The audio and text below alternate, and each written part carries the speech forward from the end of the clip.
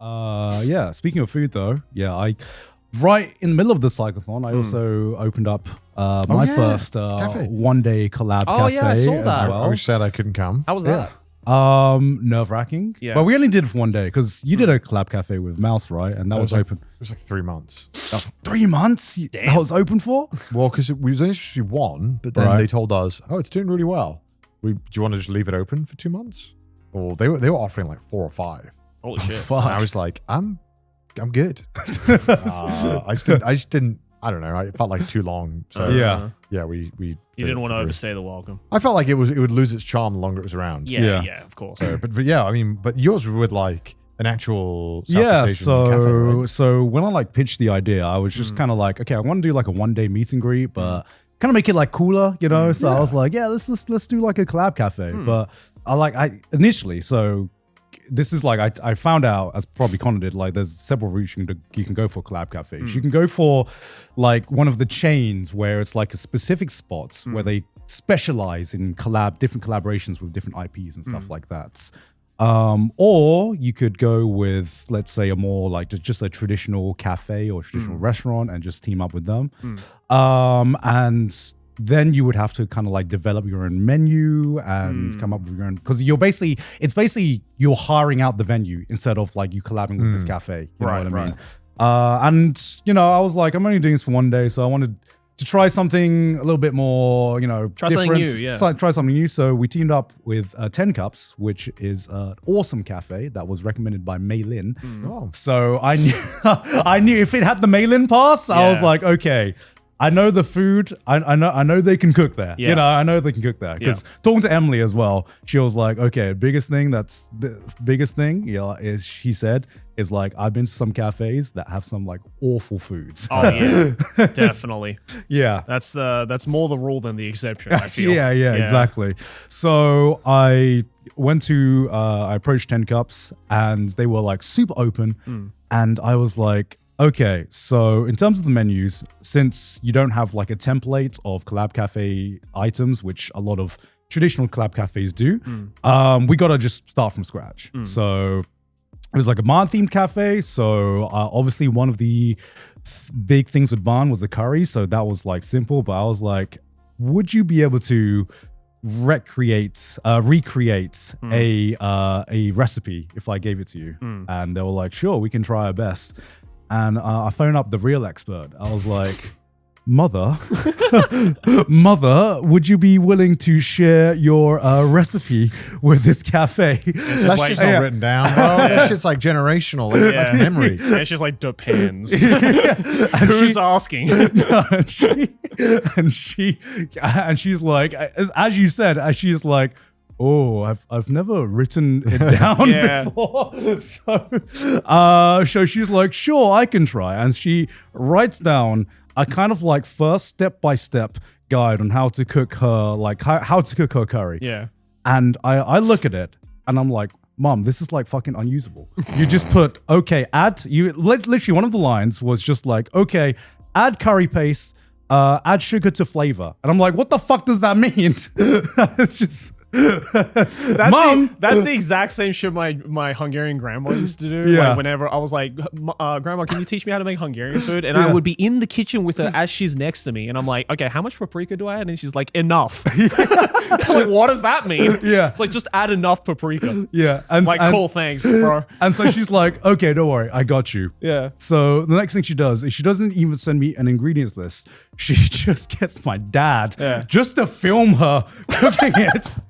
And just like it's having like this much. That's pretty good. Having a step-by-step like TikTok, like, okay, you do this and you do that. The visual learning. The visual learning. Yeah. And then we translate that into a step-by-step like guide on how to cook a curry, which I was thankful for, because one of the biggest things I was worried about was how the food was going to taste. And so we managed to take the base of that, and then they kind of like changed it so it was more in line with what you see in like the anime, but like the flavors are there. And then they were like so great because they have like a lot of like, it's like a very bougie kind of like cafe. So they helped me develop like another drink, which is like a Pandam cocktail, which was like a, we tried to incorporate a lot of like Southeast Asian flavors to it. And the last, yes, that was the cocktail right there. That was That was nice. good. And honestly, obviously, I'm biased, but I thought all the food there tasted fucking fantastic. And that's because this was like, even without my food there, I went to that cafe before, and the food there fucking slaps anyway. So being able to, and the last thing we had was like a coconut dessert. And honestly, like Eric, the reviews for the food, which was, I was worried about. I mean, Emily hasn't made her cafe video yet because I saw she was filming there. Yeah. So I don't know exactly what her final opinion was, but Like, it's ass. I'm sure she'll have good yeah, reviews a on lot of people were saying the food there was very good, and I was like, okay, Well, you're in thank like God. an actual nice cafe. So Yeah. you'd hope it would be as well. Yeah, And then you got the exactly. mother's recipe. I mean, come Yeah, on. yeah. Wow. The biggest decision I had to make was, how spicy do I make this curry? And I was just like, look, I've talked about liking spicy food. I want to make it spicy. And my mom gets me on the phone and she's like, no, do not do that. This cafe is not about you. Yeah. It's about serving, like, I run a restaurant. Yeah. All right. It's about the customer's palate. Yes, it's about the customer's palate. And so it was super weird getting the feedback. And, you a lot of people from Southeast Asia came here and they were like, the flavors are here, but it's missing some spice. And then some other customers would come in and would be spicy. like, ooh, it's a little spicy for me. Yeah, I mean, you either have like high tolerance or no tolerance of spice, right? It makes me appreciate just what kind of thought needs to go into when you have a restaurant like this. Like, how spicy do you make the dish when when you are having a restaurant that is not in the country of origin, it's Well, I guess that's why a lot of restaurants like that in Japan especially have like a system where you can choose the spiciness level, right? Just to make it easier. well, it works for some dishes, but some dishes it's just like, it's better just to have like the spice baked into the flavors, and for sure. Personally, I feel like there is like a perfect spice level, because to me, when it comes to spicy food, I don't like the pain, I don't like the pain for the sake of having pain, but sometimes there's a certain dish where it's just like it enhances the flavors and it makes like the small pain you feel just worth it. Yeah, as someone who used to not even be able to eat a level 1 kokoichi curry to now glow up to a level 4. Oh, wow. I get it now. I totally get it. I always used to be like, why do people like spicy food? It just fucking hurts. But now I get it. Like with some dishes, what made me enhances. change it was when you took me to that fucking Sri Lankan. Oh, was it Sri Lankan or Bangladeshi curry place? This was years ago. It was a very long time ago. I think it was somewhere in like Roppongi or somewhere, or like Toranomon or something. But Connor took me to like a curry place. I think there's like a southern Indian or Sri Lankan. I can't remember. which one Yeah, it was like Sri Lankan cuisine. or Southern Indian. I forgot which one it was, but you took me to that place and everything there was very much above my spice tolerance level. But I ate all of it because I was like, it was the first time my brain was like, no, this makes sense. That's what got me into it too. When Yeah. I started tasting food that I felt like was incredibly delicious Yeah. and was incredibly spicy, and I was like powering through because every Yeah. bite was so good. Yeah. But I was dying at every bite Yeah. too. Yeah. I was dying at every bite, but at the same time, I was like, if this had no spice though, I don't think it would taste as good. And that's when it clicked in my brain. Yeah. Because I remember the first time trying a Kokoyu Ichiban 10, and I was just like, I like spice, but this is too spicy. Because Yeah, it's not the good. spice doesn't add anything to the flavors. It's just sitting on top, right? Yeah, it's just like spice for the sake of spice. And Yeah. I'm like, this is. I'm not a masochist, Yeah. I will be for spice if it's worth the flavors. I'm not trying to prove to anyone that I can eat it, It's a mild pork curry by like nature. It's not like a green curry, right? That is Yeah. inherently normally is spicy as part of the flavor profile, Yeah. right? So Yes. I think when you just add it just because you can, it's like, yeah, I can make a salad fucking 10 out of 10 spicy, but like, I don't because I'm not an idiot. Yeah. You know, like it doesn't make sense. Totally. But yeah, it looked awesome. When I was obviously cycling when it's going on, and when I was watching the clips before I went to bed, and I was like, damn, I want to go. It looks so much Oh fun. man, yeah.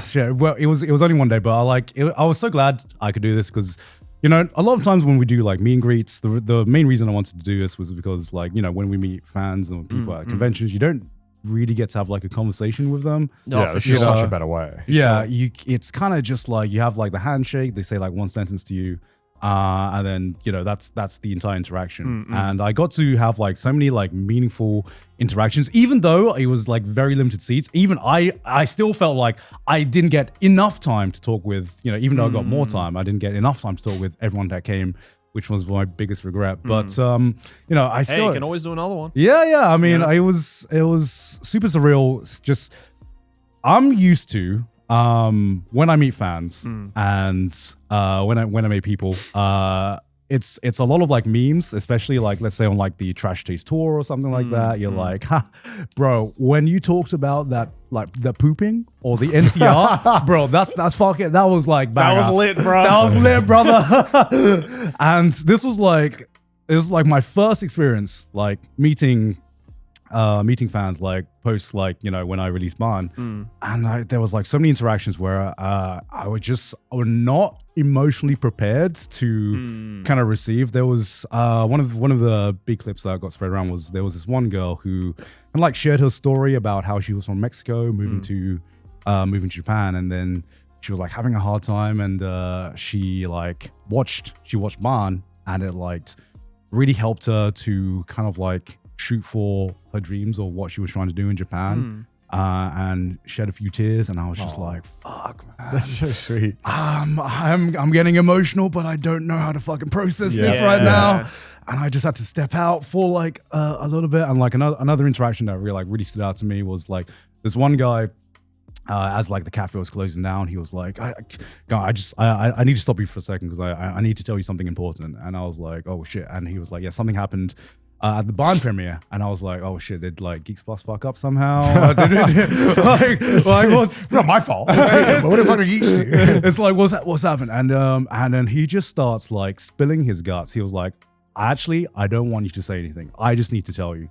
And he's just like, at the premiere, like someone asked the question, "What is the meaning of Barn? What is the meaning of home?" And you were like, "I'm not gonna answer because I put my answer in the short film." And he's just like, I need to tell you what I think the answer is. And I just need you to just listen. Right. And he's like talks for like 10 minutes about like what's, where he thinks his home is, how he thinks that relates to like the stories of like Rin and Daichi. And it was just like, holy fucking shit. It brings me back to when I have seen so many anime, seen so many like different stories that I've given me something in my life, or that I found an answer in, with like, for example, like Ava or something. And I was just thinking, holy shit, if I met like Anno or something, I would just be like, I don't want to know what you were thinking. Yeah. But this is how I feel. And I want you to hear it. Yeah. And I was just like, oh shit, man. I'm gonna stop you for a second. I'm gonna talk. And I was just like, I was hearing it, and I was just trying my hardest just not to give anything away, because obviously it's I wrote the story. I know what I wanted to put in the story, and just hearing someone else's interpretation of that, and just hearing that he just needed to tell me, not because he wanted to know if he was right or not, but he just needed to tell me. I was just like, for sure. Fuck, man. This is what art's for, man. That's so sick, man. Yeah, that is your really art sick. would manage to reach people. Like that. The plot twist would have been if he was just like, Garnt was just sitting there like, be like, and the entire time he's just like, that is not what I meant. You're like, you fucking idiot. Did you even watch the anime? He's just thinking about rental girlfriend. No, I'm sure it was a nice message. Yeah. But I'm not gonna say whether it aligned with what I tried to do. Yeah, of course. But I will say it's super surreal, making a story and having intention about what you want to convey, what you want to communicate. And then it's just like, you kind of just leave it to other people to kind of like see if they catch it or not. And it makes me feel like, okay, everything I've watched, does it matter if, this is basically just death of the author, right? Yeah. Does it actually matter if my interpretation aligns with the author intentions? Because in this day and age where we talk about fucking viewer comprehension being down, literacy crisis. Yeah, the literacy crisis, how important is it for the viewer to understand or really catch on to what the creator wanted to communicate, as long as how do you balance that with did you understand how do you balance understanding the right message versus actually getting a message in the first place and having it be your own kind of like interpretation? I think, well, as an avid reader, I would say, I think if you can glean any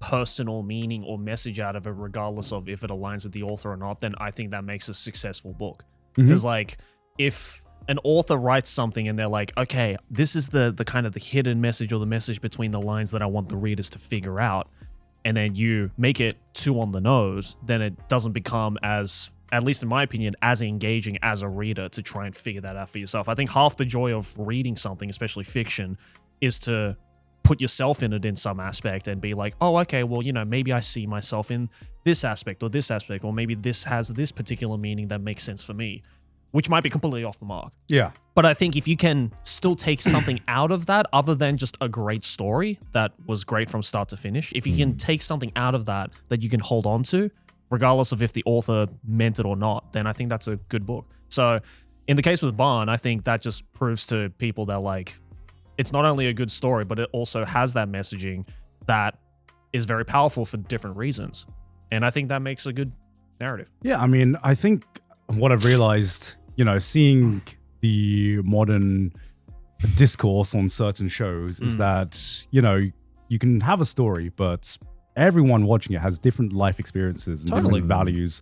And that will always hinder, or maybe hinder is the wrong word, but that will always influence how they interpret a story or how they interpret like a piece of work. Yeah, you know? I mean, you know, look at What if they just took like the complete wrong meaning? That's the thing. I've been 'cause, trying. like, what if they watched Barn and they were like, yeah, immigration is bad. No, okay. Like, what if they got that? kick out all the foreigners. Like, what if like that's the I get you, you know Garnt. what I mean? Like, okay, I know that's obviously like you don't have to be a 10 out of 10 moron, but like there are certain pieces of media people do walk away with genuinely the opposite of like the rough intention of the story. And I do wonder as like an artist what that would make me feel if that was like what someone took away from it. I will actually answer that question. Wonderful. Because I've been debating this a lot, and I'm sure like everyone who's ever created a story has a different approach to it. I have definitely read interpretations from like feedback and comments and stuff like that. The internet's a big place. I've definitely read interpretations that definitely were not in line with what I tried to put into the story. Yeah. I'm gonna say that outright now. Yeah. But I was thinking about it, and I was just like, should I ever come out and say, no, you are wrong? No. I feel like I should, no matter what, even if it's like completely the opposite, I won't tell them they're wrong. I will leave that to other people who have watched it, and maybe have experiences that more closely aligned to what I've experienced in terms of my life story that can maybe more resonate with the messaging. I feel like it's up to them to kind of defend and defend their viewpoint, but I should never, as the author, give them the answers, you know? No, because I think it completely defeats the point of a narrative that you're trying to glean a message out of. I mean, and also at the end of the day, we've seen authors or like, creators of stories do that, and it basically leads to, I mean, look at Ava. Yeah. Like, Arno was like, oh, actually, there is no meaning to Ava. It's just basically. Nah, I don't believe that. Yeah, right? But that's the thing. The creator, yeah. but like, in the traditional sense, you think to yourself, oh, okay, if the person who wrote this story says that there is no meaning, then there must be no meaning. But that didn't stop the entire internet from being like, no, Arno, even though you made the story, you're wrong, because this is how I interpret it. Sometimes it takes a life of its own. Yeah. Yeah. And I think though, if a story can take a life of its own, regardless of if the interpretation is correct or not, then that is a story that's going to have longevity. Yeah. Because if everybody knows the answer to the message behind the narrative and everybody has the same consensus on it, then it becomes not worth talking about, right? Yeah. So I think it's better off having people having the wrong interpretation, whatever it might be. Because I also know like a bunch of like artists and like storytellers who they just do and they don't think they just like, oh, why'd you make the story? It's like, oh, I thought it was cool. I wasn't thinking too much about it. I just thought it was a cool character. I just thought, I just wanted to do this. Totally. And I think even like subconsciously, maybe they didn't consciously think about something, but it's that this is their work that is a culmination of their life experiences, their values, and maybe not every artist consciously thinks about what they want to convey in their work, but something is always conveyed. Yeah. Whether they like it or not. Yeah, it's the English teacher fallacy, right? Yeah. It's like, oh, the author says that the curtains are blue, which means that they were very depressed. Meanwhile, the author is sitting there being like, no, the curtains were just blue. yeah. It's like you're reading too far deep into it. And it's like, no, author, actually, I think I'm right.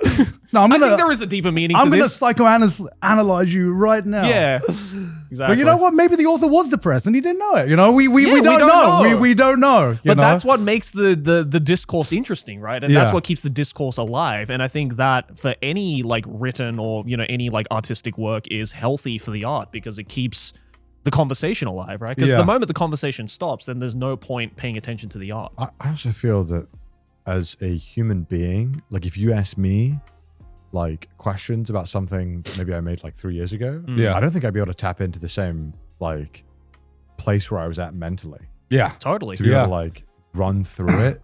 Like if you wrote Barn again in 5 years, oh no, it'd be like different. what would like so much would be different. Yeah, totally.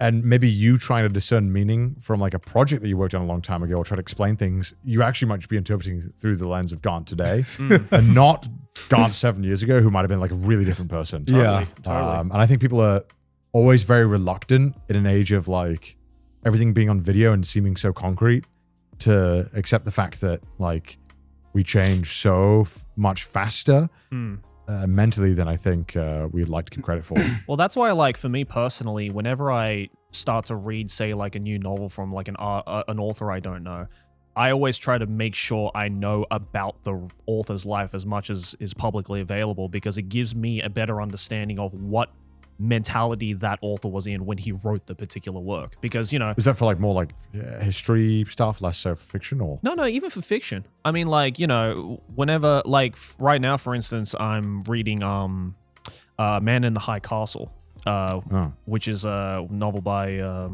what's his name? Is it the World War II one? Yeah, it's where like the Nazis win. Yeah, it's done by the same guy who made Do Androids Dream of Electric Sheep. What's his name again? I know, Philip K. Dick, thank you. So like Philip K. Dick, right? Like, I've read Do Androids Dream of Electric Sheep, but this is like on a completely different stage in his like life, essentially. So like I wanted to know, I don't know the first thing about Philip K. Dick other than he wrote Do Androids Dream of Electric Sheep, which became Blade Runner. So when I was going into this book, I was like, okay, what kind of mentality was he in? What point in his life was he in when he decided to write this particular book? And it gives more of a meaning and it makes it a little bit easier to start deciphering like, oh, maybe he wrote this because of this particular thing. Sometimes it might just be completely, nonsensical and it might not have any correlation to his life whatsoever. But sometimes I've read authors where it's like very much inspired by that author's time in their life that made them want to make that particular work. And it just makes the conversation more engaging and a little bit easier to get a certain message out of it without misinterpreting it too much, right? See, I'm the complete opposite. I love to know less about Really? Me too. Yeah, Really? because it's almost like sometimes I watch something and you get a feel about I know you're probably like this kind of person, or sometimes you can very much tell the personality of the person that made a certain piece of work. But yeah, I don't know. Something about knowing more about the story of the author behind it. Something about it is that's. I don't know if it's a me thing. It probably is a me thing, but something about the intrigue gets some of the intrigue gets lost in it. I think because to me, I love to judge a piece of work by itself. I love to judge a piece of work not knowing anything about the author, and then maybe if I'm interested enough, then I will find out a little bit more about the author. But most of the time, I would love to go in completely blind. Right. And come in with like a blank slate. No, I think that's valid as well, obviously. Maybe it's just like the authors that I've been reading that might be more correlated in that sense. Yeah. like a lot of like Franz Kafka's stuff, which I've been reading a lot, was like very heavily inspired by the point in his life that he was when he wrote that particular book. Because even if you don't know anything about it, it's very obvious that it's like, okay, this is clearly, you're talking about something that's happening in real life when you wrote this. Yeah. But it also makes it interesting because like, I obviously, you know, whenever I read something new, I try to obviously just look at it as a piece of fiction, as if it's an anonymous author, obviously, you know, just measure it on the basis of the work itself. But I have been able to find, I guess, like even more meaning, or maybe potentially different meanings, knowing the history of how this came to be. Yeah. And then I use that to kind of reflect back on the narrative itself to be like, oh, okay, so that's why they wrote it in this way, or that's why the story worked in this way. And it just, I don't know, it just becomes more interesting. And I feel like personally I can glean more meaning out of it in a way that doesn't seem like completely off the mark. You know? Yeah. Not that I'm afraid to be like completely off the mark with an interpretation, obviously. But No, I mean, it's an interpretation. you yeah, know? exactly. Yeah. You're getting educated, Jerry. Yeah. which And I is- might know everything about the author and I still might misinterpret it, but that's just the nature of interpretations, right? Exactly, Yeah. exactly. Like, I'm You know. not the author, so I'll probably never fucking know. You know? Yeah. But yeah, it just got me thinking a lot, being like, you know, being on the other side of things and how I approach anything I watch, or like any media I watch, whether it be like just cheap power fantasy or, you know, some, you know, deep meaning. I think everyone is inadvertently trying to convey something, even Totally. if that something is just, ooh, I like to feel good and feel powerful, and I like to get women, you know. Big man strong, yay.